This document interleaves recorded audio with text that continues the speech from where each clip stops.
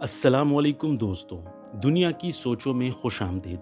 Durand line Pakistan اور افغانستان کے درمیان موجود ایک بین الاقوامی سرحد ہے۔ یہ 2430 کلومیٹر لمبا بارڈر شمال میں واخان کی تنگ پٹی سے شروع ہو کر جنوب میں ٹرائی جنکشن پوائنٹ تک جاتا ہے۔ یہ کٹھن بارڈر ہندوکش کے برف پوش پہاڑوں، خیبر پختونخوا کے سنگلاخ پہاڑوں اور بلوچستان کے وسیع اور عریض صحراؤں سے گزرتا ہے۔ پاکستان اور بین الاقوامی کمیونٹی ڈیورنڈ لائن کو دونوں ملکوں کے درمیان تسلیم شدہ بین الاقوامی بارڈر تسلیم کرتے ہیں، مگر افغانستان کے کچھ حلقے اس بارڈر کی حیثیت کو متنازع سمجھتے ہیں۔ اس کے بارے میں ان کے کیا اعتراضات ہیں، اس پر بھی بات ہوگی، لیکن سب سے پہلے یہ جانتے ہیں کہ اس لائن کے پیچھے تاریخی کہانی کیا تھی۔ پاکستان اور افغانستان کا موجودہ بارڈر تاریخی طور پر کسی بھی انٹرنیشنل بارڈر کی طرح اپنی جگہ اور شکل بدلتا رہا ہے۔ کبھی اس بارڈر کے دونوں اطراف کے علاقے کسی ایک بادشاہت کا حصہ تھے تو کبھی یہ مختلف ریاستوں کا حصہ رہے ہیں۔ دونوں اطراف میں رہنے والے لوگوں کی اکثریت ایک ہی نسل سے تعلق رکھتی ہے، لیکن ان کی زندگیوں پر عالمی طاقت کی سیاست نے بہت اثر ڈالا ہے۔ اب اس سرحد اور اس سے ملحقہ علاقے کا تاریخی جائزہ لیتے ہیں۔ سب سے پہلے تاریخی پس منظر۔ 17ویں صدی میں بر صغیر اور افغانستان کے کچھ حصوں پر مغلوں کی حکومت تھی، جبکہ باقی افغانستان ایرانی بادشاہت کے زیر اثر تھا۔ 1707 میں مغل بادشاہ اورنگزیب کی وفات کے بعد مغلوں کی حکومت کمزور پڑ گئی۔ اس موقع کا فائدہ اٹھاتے ہوئے ایرانی بادشاہ نادر شاہ نے پہلے افغانستان کے تمام حصے اپنے کنٹرول میں لیے اور پھر بر صغیر تک ایک کامیاب یلغار کرتے ہوئے پشاور لاہور سے ہوتا ہوا دلی تک پہنچ گیا۔ پنجاب اور دلی میں بڑے پیمانے پر لوٹ مار کرنے کے بعد نادر شاہ واپس چلا گیا، مگر جاتے جاتے دریائے سندھ کے مغرب میں سارے علاقے اپنی سلطنت میں شامل کر لیے۔ 1747 یعنی 1747 میں نادر شاہ کے قتل کے بعد احمد شاہ ابدالی کو قندھار میں افغانستان کا حکمران چنا گیا اور اس کے ساتھ ہی افغانستان نے ایران کے اثر سے آزادی حاصل کر لی۔ احمد شاہ ابدالی اب آزاد افغانستان کا پہلا حکمران بن گیا۔ اس کی شروع کی گئی سلطنت کو درانی سلطنت کے نام سے یاد کیا جاتا ہے۔ احمد شاہ ابدالی نے اپنی زندگی میں پورے موجودہ افغانستان، پاکستان اور بھارت کے کچھ حصوں پر قبضہ کر لیا۔ احمد شاہ ابدالی کی زندگی کے آخری ایام میں درانی سلطنت کمزور ہونا شروع ہو گئی۔ اس کمزوری کا فائدہ اٹھاتے ہوئے سکھوں نے پنجاب کے کچھ حصوں پر قبضہ کر لیا۔ 1772 یعنی 1772 میں احمد شاہ ابدالی کی وفات کے بعد اس کے جانشین اس قابل نہ رہے کہ وہ اپنی بڑی سلطنت سنبھال سکے۔ اس دوران پنجاب میں رنجیت سنگھ بہت زیادہ طاقت پکڑتا جا رہا تھا۔ رنجیت سنگھ کی فوج نے درانی حکمرانوں کو شکست دیتے ہوئے پہلے 1818 یعنی 1818 میں اور پھر 1837 یعنی 1837 میں پشاور اور خیبر پاس تک کے علاقے پر قبضہ کر لیا۔ اب یہاں عالمی طاقتوں کی انٹری ہوتی ہے۔ ایک طرف تو خطے کی طاقتوں کے درمیان چوہے بلی کا یہ کھیل جاری تھا، دوسری طرف دنیا کی دو عظیم طاقتیں بھی ایک دوسرے کے ساتھ ایک عظیم کھیل کھیل رہی تھی۔ برطانیہ اس وقت ایسٹ انڈیا کمپنی کے ذریعے بر صغیر میں اپنا وسیع اثر و رسوخ بنا چکا تھا۔ برطانیہ روس کی سینٹرل ایشیا میں بڑھتی ہوئی پیش قدمی سے بھی خوفزدہ رہنے لگا تھا، کیونکہ روس سینٹرل ایشیا میں ایک ایک کر کے تمام ریاستوں کو اپنے کنٹرول میں لا رہا تھا۔ برطانیہ کو یہ خوف تھا کہ روس بالآخر بر صغیر تک پہنچ کر اس کے سب سے قیمتی تاج یعنی بر صغیر کو نہ چھین لے۔ دوسری طرف روس کو بھی یہ خطرہ تھا کہ برطانیہ اس کے زیر اثر سینٹرل ایشیا کی ریاستوں کو نہ اچک لے۔ اسی باہمی خوف کے زیر اثر ہی اگلی ایک صدی تک دونوں طاقتوں کی دفاعی، سفارتی اور خارجہ پالیسیاں بنتی رہی اور دونوں طاقتیں ایک دوسرے کو نیچا دکھانے اور مختلف ملکوں میں اپنا اثر بڑھانے کے لیے اپنی تمام تر قوت لگانے لگی۔ تاریخ میں دونوں طاقتوں کے اس کھیل کو گریٹ گیم یعنی عظیم کھیل کے نام سے یاد کیا جاتا ہے۔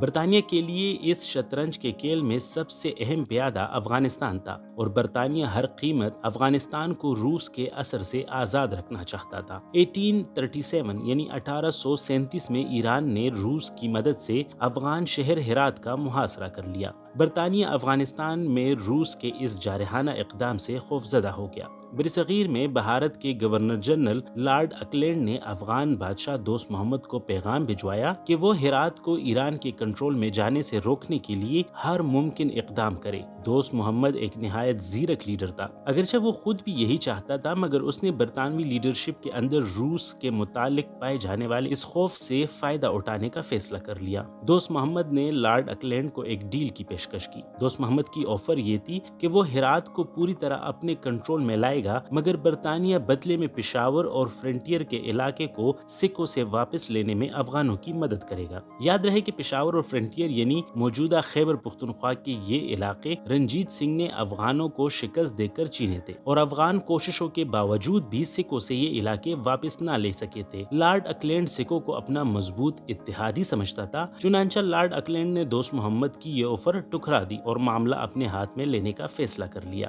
ہرات چونکہ افغانستان کے شمال مغرب میں واقع تھا اور وہاں تک پہنچنے کے لیے برطانوی فوج کو پورے افغانستان سے گزرنا پڑتا تھا، جو کہ عملی طور پر ایک مشکل کام تھا۔ اس لیے برطانیہ نے خلیج فارس میں بحری جہاز بھجوا کر فارس کے جزیرے خرگ پر قبضہ کر لیا۔ برطانیہ نے ایران کو پیشکش کی کہ اگر وہ ہرات کا محاصرہ چھوڑ دے تو اس کو خرگ جزیرہ واپس مل سکتا ہے۔ برطانوی دباؤ میں آ کر ایرانی بادشاہ نے یہ پیشکش قبول کر لی اور ہرات کا محاصرہ چھوڑ دیا۔ یوں افغانستان کا روس کے زیر اثر آنے کا خطرہ وقتی طور پر ٹل گیا۔ لارڈ اکلینڈ البتہ اس پورے واقعے میں دوست محمد کے کردار سے بہت مایوس ہوا اور اسے تبدیل کرنے کا فیصلہ کر لیا۔ اس وجہ سے پہلی اینگلو افغان جنگ ہوئی۔ برطانیہ، رنجیت سنگھ اور سابقہ افغان بادشاہ شاہ شجاع نے ایک سے فریقی معاہدے کے تحت افغانستان پر حملہ کر لیا اور افغان امیر دوست محمد کو ہٹا کر شاہ شجاع کو نیا افغان امیر مقرر کر دیا۔ برطانیہ نے قبضے کے بعد شاہ شجاع کی مدد کے لیے تھوڑی سی فوج کابل میں ہی رکھی، جبکہ باقی فوج واپس انڈیا بلا لی۔ برطانیہ کے ان اقدامات سے افغان عوام بہت ناخوش تھے اور ملک میں ایک عدم اطمینان کی کیفیت پیدا ہو گئی۔ 1841 یعنی 1841 میں افغانوں نے موقع دیکھتے ہی بغاوت کر لی اور افغانستان میں موجود برطانوی نمائندے اور فوج کا قتل عام شروع کر دیا اور برطانیہ کو افغانستان سے نکال دیا۔ اس طرح افغانستان پر کنٹرول حاصل کرنے کی پہلی برطانوی کوشش کا خاتمہ ہوا۔ 1843 یعنی 1843 میں امیر دوست محمد ایک بار پھر کابل واپس آ گیا اور افغان امیر کے طور پر چارج سنبھال لیا۔ 1848 یعنی 1848 میں انگریزوں نے سکھوں کو شکست دے کر پنجاب پر براہ راست قبضہ کر لیا اور پنجاب کو برٹش انڈیا کا ایک صوبہ بنا دیا، جس میں موجودہ خیبر اور فرنٹیئر یعنی موجودہ خیبر پختونخوا کے علاقے بھی سکھوں سے انگریزوں کے قبضے میں آ گئے اور افغانستان برٹش انڈیا کا باقاعدہ ہمسایہ بن گیا۔ 1855 یعنی 1855 میں ایک دفعہ پھر ایران نے روس کی کھلی مدد سے ہرات اور قندھار پر قبضہ کر لیا۔ دوست محمد کو اپنے دو اہم شہروں کو دوبارہ حاصل کرنے کے لیے برطانوی فوج کی مدد درکار تھی۔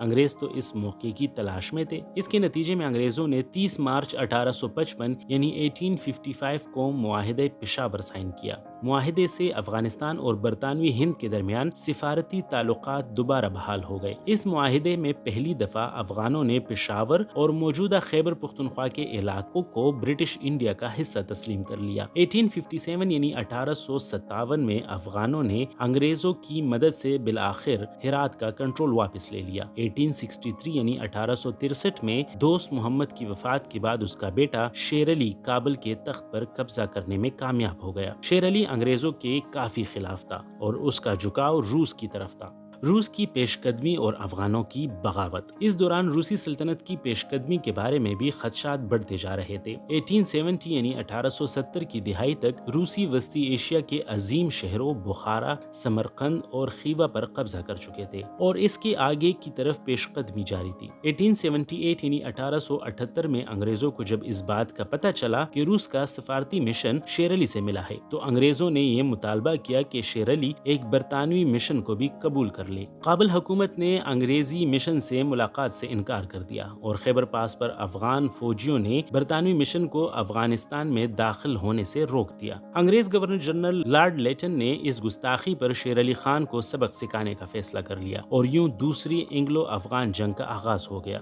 انگریز افواج نے 3 جگہوں یعنی خیبر پاس، وادی کرم اور بولان پاس کے راستے افغانستان پر حملہ کر دیا۔ شیر علی اپنی افواج کی شکست دیکھ کر فرار ہو گیا۔ بعد میں 21 فروری 1879 یعنی 1879 کو اس کا مزار شریف میں انتقال ہو گیا۔ شیر علی کے بیٹے اور جانشین محمد یعقوب خان نے ہتھیار ڈال کر 1879 میں گندمک کے معاہدے پر دستخط کر لیے۔ اس معاہدے کے تحت یعقوب خان نے وادی کرم، پشین اور سبی کے علاقوں کو بھی انگریزوں کے حوالے کر دیا اور افغانستان کی خارجہ امور کو بھی برطانیہ کے حوالے کر دیا۔ افغانستان میں ابھی امن آیا ہی تھا اور معاہدے کی سیاہی ابھی خشک نہیں ہوئی تھی کہ ایک اور بغاوت ہو گئی۔ برطانوی مشن مشن کے چیف کو قتل کر دیا گیا۔ برطانوی افواج نے ایک دفعہ پھر ایکشن کرتے ہوئے بغاوت کو کچل دیا اور افغانستان پر دوبارہ قبضہ کر لیا۔ انگریزوں کو یہ شبہ تھا کہ یعقوب خان برطانوی مشن کے قتل میں ملوث ہے، اس لیے یعقوب خان کو عہدے سے معزول کر کے ہندوستان جلاوطن کر دیا۔ انگریزوں نے یہ فیصلہ کیا کہ مستقبل میں کسی بغاوت سے بچنے کے لیے کسی ایسے شخص کا انتخاب کیا جائے جو انگریزوں اور افغانوں دونوں کے لیے قابل قبول ہو۔ چنانچہ سابق امیر شیر علی کے بھتیجے عبد الرحمن کو نیا امیر بنا دیا گیا۔ عبد الرحمن نے نہ صرف افغانستان میں نظم و ضبط بحال کیا بلکہ بڑی کامیابی سے اپنا اقتدار مضبوط کر لیا۔ اینگلو رشین باؤنڈری کمیشن اور ڈیویڈنڈ لائن کا معاہدہ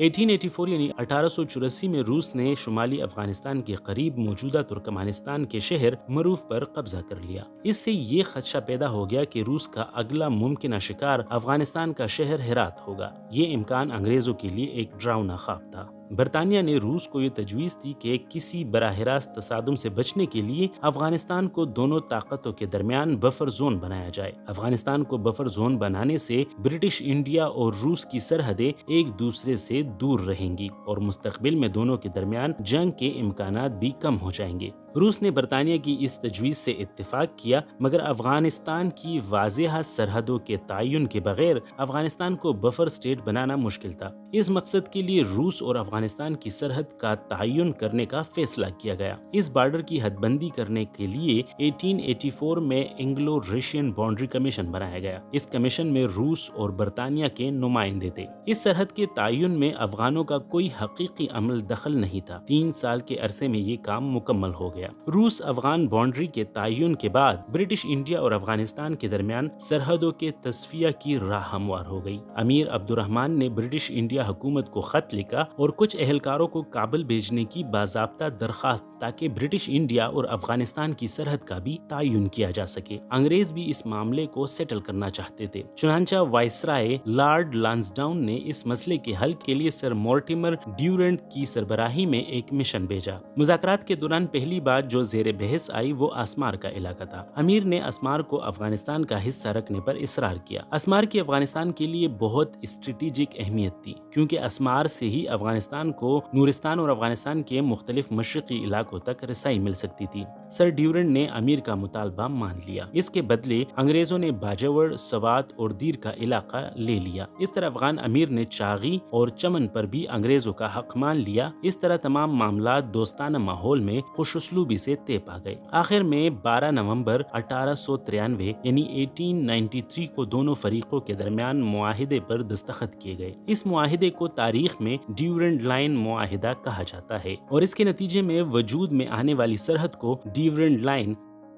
معاہدے کے نتیجے میں انگریزوں نے امیر عبد الرحمن کو 18 لاکھ روپے سبسڈی دینے کا بھی اعلان کیا۔ ڈیورنڈ لائن معاہدے کی ایک اہم بات یہ تھی کہ یہ معاہدہ گورنمنٹ آف انڈیا اور امیر عبد الرحمن کے درمیان پایا گیا تھا۔ امیر عبد الرحمن خان کی وفات کے بعد 1901 یعنی 1901 میں ان کے بیٹے حبیب اللہ خان جانشین بنے۔ برطانوی وائسرائے لارڈ کرزن نے حبیب اللہ خان کو ہندوستان کا دورہ کرنے کی دعوت دی تاکہ ڈیورنڈ لائن معاہدے کی تجدید کی جا سکے۔ یہ تجدید اس لیے بھی ضروری تھی کیونکہ 1893 یعنی 1893 کا معاہدہ امیر عبد الرحمن کے ساتھ تھا اور ان کی وفات کے بعد ڈیورنڈ لائن کی قانونی حیثیت ختم ہو گئی تھی۔ شاہ حبیب اللہ خان ایسا کوئی دورہ کرنے کے لیے تیار نہیں تھے۔ انہوں نے جواب دیا کہ ان کا دورہ انڈیا کرنے کی ضرورت نہیں، کیونکہ وہ اپنے والد شاہ عبد الرحمن کے ساتھ پائے جانے والے معاہدوں سے آگاہ ہے اور معاہدوں کو نافذ کریں گے۔ وائسرائے لارڈ کرزن نے اس رد عمل کو غیر تسلی بخش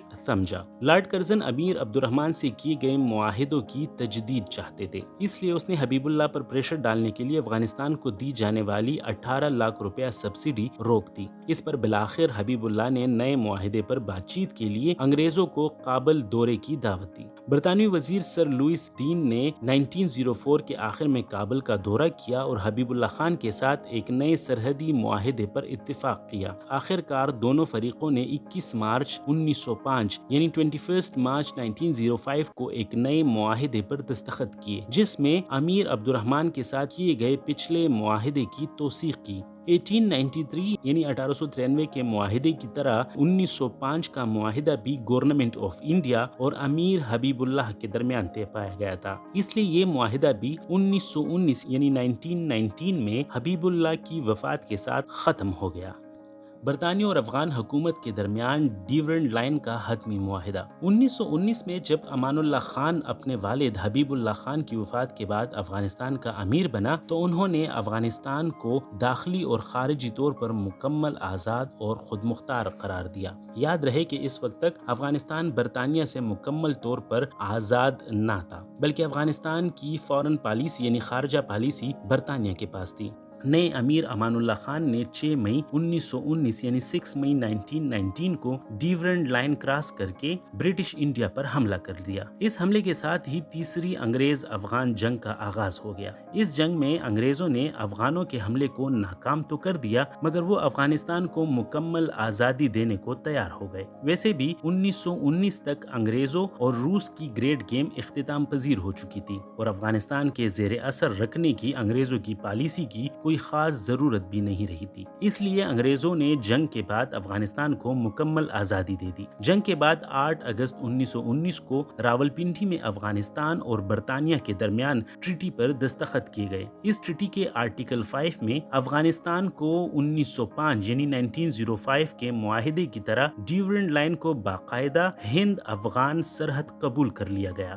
یہ معاہدہ اس لیے بھی اہم ہے کیونکہ یہ معاہدہ پہلی دفعہ برطانیہ اور افغانستان کی ریاست کے درمیان طے پایا گیا تھا، نہ کہ پچھلے معاہدوں کی طرح برطانیہ اور افغان امیروں کے درمیان۔ اس لیے اس معاہدے کا اطلاق موجودہ امیر کی زندگی کے بعد بھی ہمیشہ کے لیے رہنا تھا۔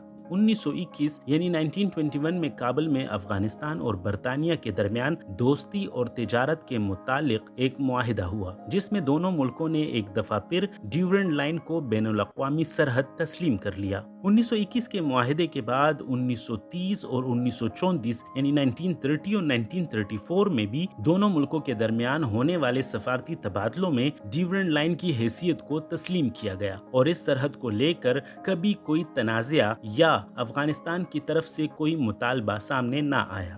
مگر برصغیر کی تقسیم سے کچھ عرصہ قبل جب افغانستان کو یہ یقین ہو گیا کہ اب انگریز برصغیر چھوڑ کر چلے جائیں گے، افغانستان نے تقسیم کی صورتحال سے فائدہ اٹھانے کے لیے انگریزوں کے سامنے ڈیورنڈ لائن کا مسئلہ کھڑا کر دیا اور یہ مطالبہ کر دیا کہ انگریز جاتے جاتے دریائے سندھ تک تمام پختون علاقے افغانستان کے حوالے کر جائیں، مگر انگریزوں نے افغانستان کا یہ مطالبہ سختی سے رد کر دیا۔ برصغیر کی تقسیم کے بعد بین الاقوامی قوانین کے تحت ڈیورنڈ لائن کے معاہدے انگریزوں سے پاکستان منتقل ہو گئے، مگر افغانستان نے پاکستان جیسی نوزائیدہ ریاست کی کمزوری کا فائدہ اٹھاتے ہوئے ڈیورنڈ لائن کو بین الاقوامی سرحد ماننے سے انکار کر دیا، جس سے دونوں ملکوں کے درمیان شروع سے ہی تعلقات انتہائی کشیدہ ہو گئے۔ ڈیورنڈ لائن کی وجہ سے ہی افغانستان وہ واحد ملک تھا جس نے اقوام متحدہ میں پاکستان کی شمولیت کے خلاف ووٹ دیا تھا۔ بین الاقوامی برادری یعنی برطانیہ، امریکہ وغیرہ نے ڈیورنڈ لائن کے معاملے میں افغانستان کے موقف کو کوئی اہمیت نہ دی، اس لیے افغانستان نے پاکستان کے قبائلی علاقوں میں شورش کی کوشش بھی کی اور پختونستان کا مسئلہ بھی کھڑا کیا۔ اس سے دونوں ملکوں کے تعلقات مزید بگڑ گئے۔ 75 سال کا عرصہ گزرنے کے باوجود افغانستان نے پاک افغان سرحد ڈیورنڈ لائن کو کبھی تسلیم نہیں کیا۔ اپنی اگلی ویڈیو میں ہم افغان اشرافیہ اور قوم پرستوں کی جانب سے ڈیورنڈ لائن پر لگائے گئے اعتراضات پر تفصیل سے بات کریں گے۔ شکریہ۔ ڈیورنڈ لائن کے بارے میں آپ کیا جانتے ہیں؟ ہمیں کمنٹ میں ضرور آگاہ کیجیے گا، ہم آپ کے کمنٹس پڑھتے ہیں۔